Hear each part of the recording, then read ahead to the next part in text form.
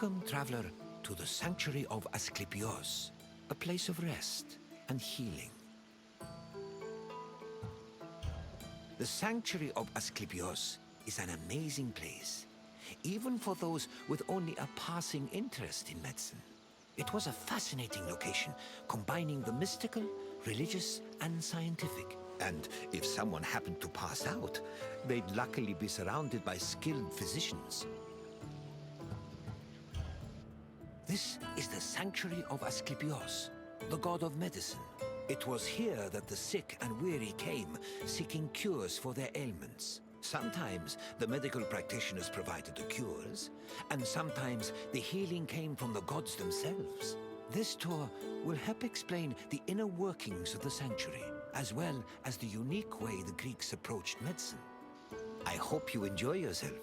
I'll be waiting for you at the end of your visit.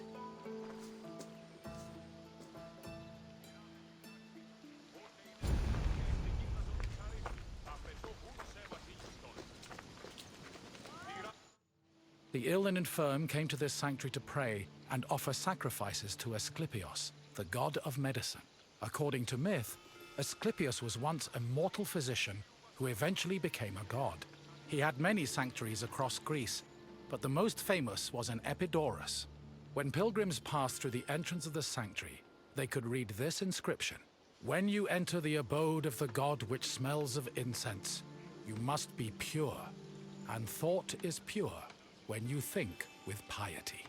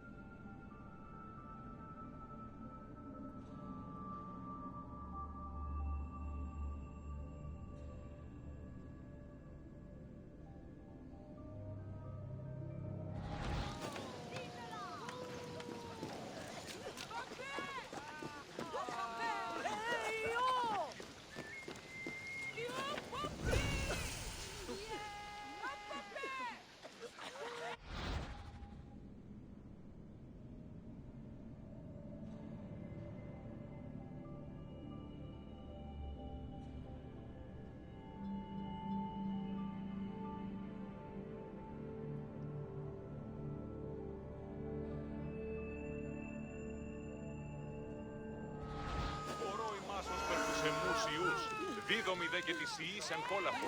Μην ήδηξετε η νύχτα σαν Medical steles constituted a sort of hub between medicine, religion, and the divine. They were slabs with inscriptions that praised Asklepios' virtues and merit and described his methods of healing.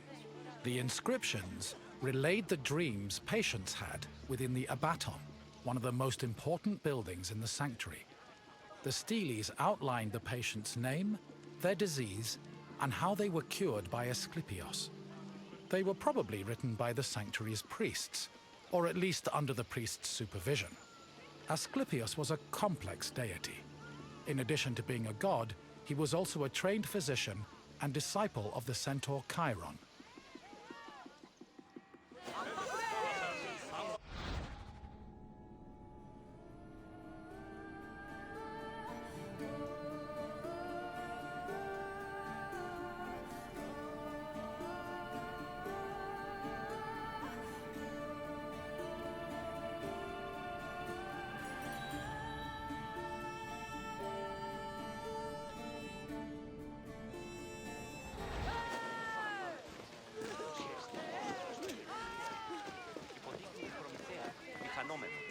Το ψεύδεστε υπάρχει λύση ακόμα. Αλλά υπόσχεστε, πάντα το ψεύδι είναι πάντα.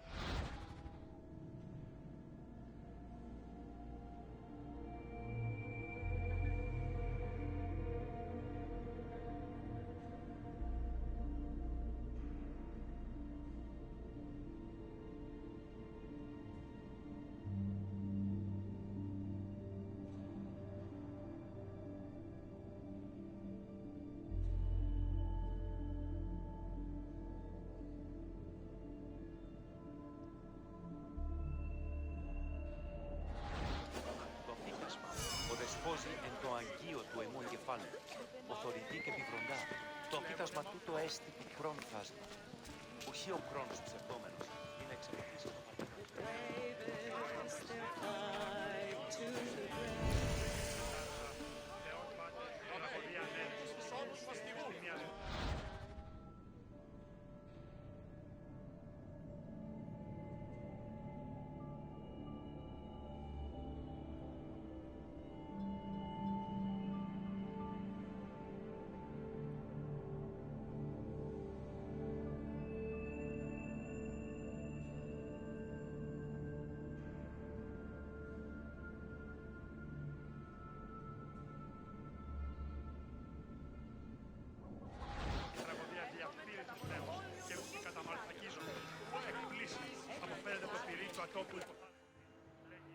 In ancient Greece, religion was inseparable from rites, processions, and sacrifices.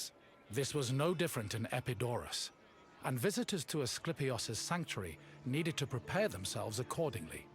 Pilgrims cleaned themselves in order to be pure, then offered Asklepios food like honey cakes, cheesecakes, baked meats, and figs.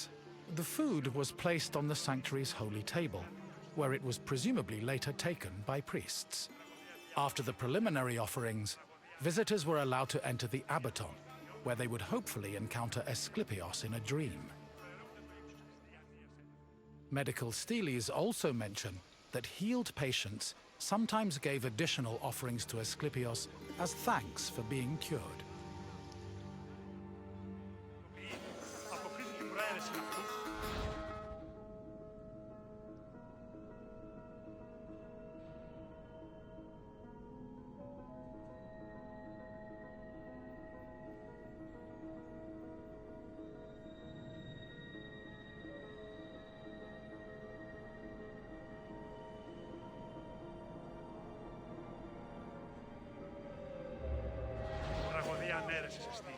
Εστιμιασμός μικιόμενος και να κλονίσει την ισορροπία του πνεύματος. Τα γυναίκας διαπέτυχαν Asklepios was originally born a mortal and was the product of an affair between the god Apollo and a mortal, Coronis. Apollo killed Coronis after discovering she had been unfaithful and ordered her body burned on a funeral pyre. However, he rescued his unborn child from Coronis's womb before the fire consumed her body. Apollo gave the baby to the centaur Chiron, who raised Asklepios and taught him to practice medicine. Over time, Asklepios became so skilled in the art of healing, he could even raise the dead. This angered Zeus, who sent Asklepios to Hades with a thunderbolt. Apollo retaliated by killing the Cyclopes responsible for making Zeus's thunderbolts. Then, Zeus revived Asklepios, making him immortal and deifying him in the process.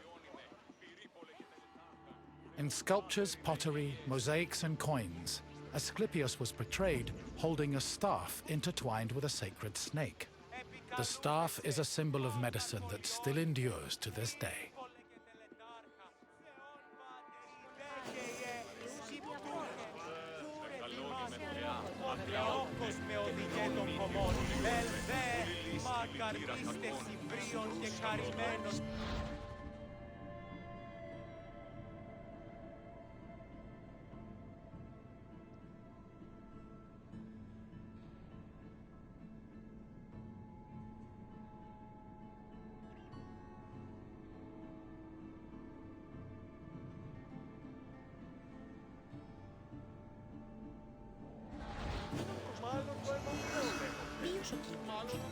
Σκηθικών εμπόρευμα.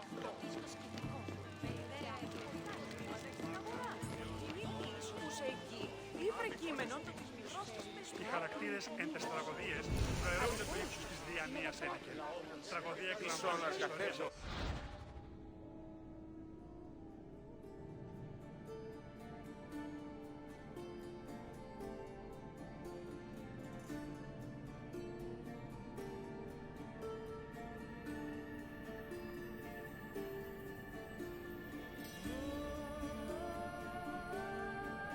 Τραγωδία ανέρεσης εστί. εστιδιασμός μικιόμενος ή να κλονίσει την ισορροπία του πνεύματος. Λαμβάνει και η ανιχνευταία αμοιβή μικρά μεγαλώνουμε και πολιώνουμε. Ώρες ίδιος η γη λέγει, ούτως οδός μορία την άδη περιοχή λιμένεται.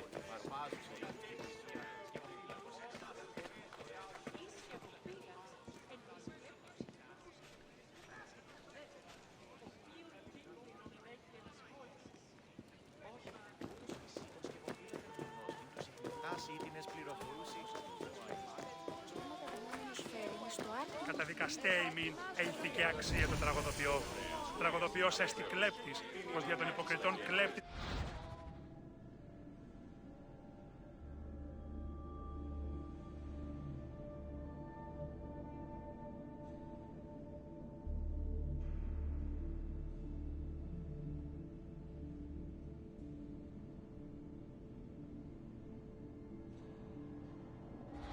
Οι χαρακτήρες εν τες τραγωδίες προαιρούνται του ύψους της διανοίας ένεκεν.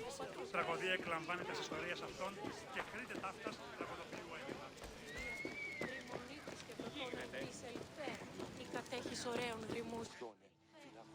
The Epidauros was the priest's residence. As the link between patients and the gods, priests were essential to the operation of the sanctuary. They were often elected into the priesthood for one-year periods, but could also buy themselves a position if they were wealthy enough. In addition to interpreting patients' dreams in the abaton, priests both supervised and performed sacrifices and rituals. During these functions, they were usually clad in white.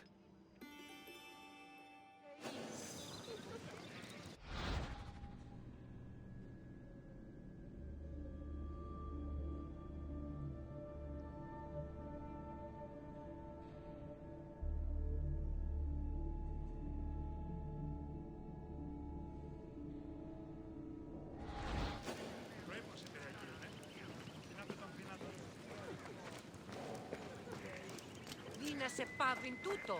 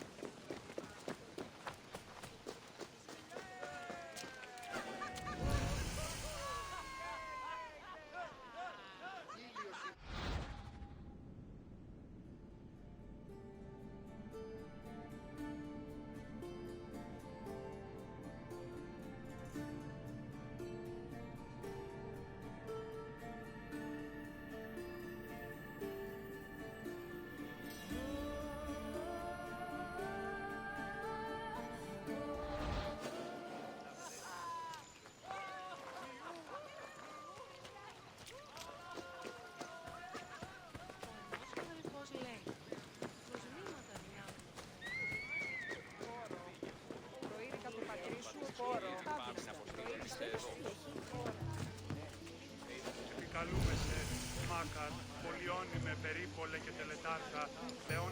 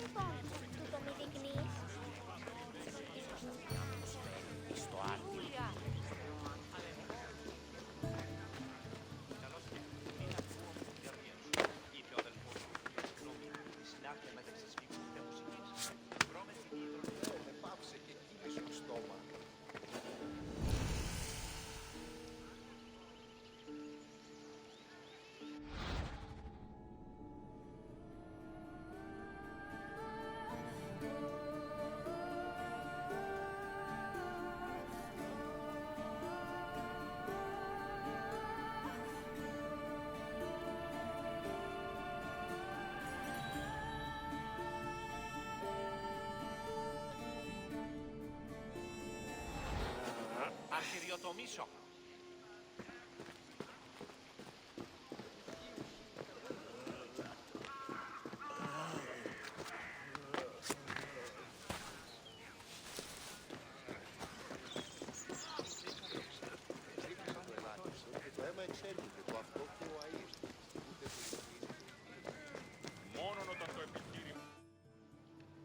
The abaton was built in the northern boundary of the sanctuary, where it surrounded a sacred well whose water was believed to have therapeutic properties.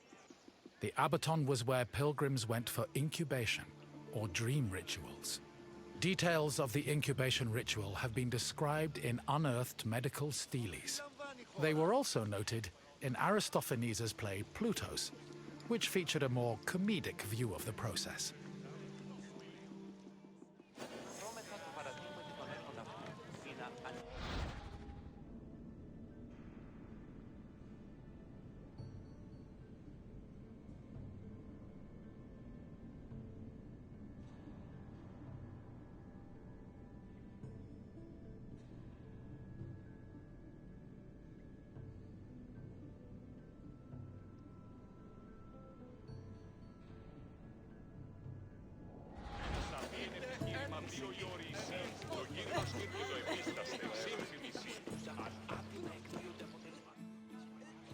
Incubation was the dream ritual pilgrims experienced in the abaton. After completing the necessary preliminary rituals, pilgrims were allowed to enter the sacred building, where they lay prone. As they took in the smell of burning incense, the sanctuary's priests extinguished the oil lamps and asked them to sleep in silence. Once they were asleep, Asklepios would appear in their dreams and give his medical advice. The advice included diet and treatment recommendations, as well as requests for specific offerings or religious rituals. Upon waking up, priests interpreted the patient's dreams, unless a patient had been miraculously healed in their sleep. However, if a patient was completely beyond help, they were removed from the abaton. This was to adhere to a ritual law that stated that no one could die or be born within the building.